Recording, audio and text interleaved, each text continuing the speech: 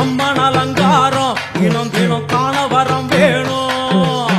அம்மன் அலங்காரம் தினம் தினம் காண வரம் வேணும். அம்மன் அலங்காரம் கண்டுவிட்டா நம்ம குறை தீரும். அம்மன் அலங்காரம் கண்டுவிட்டா நம்ம குறை தீரும்.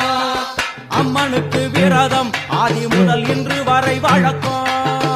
அம்மனுக்கு விரதம் ஆதி முதல் இன்று வரை வழக்கம். சமயபுரத்தில் நம்மை வாழ வைக்க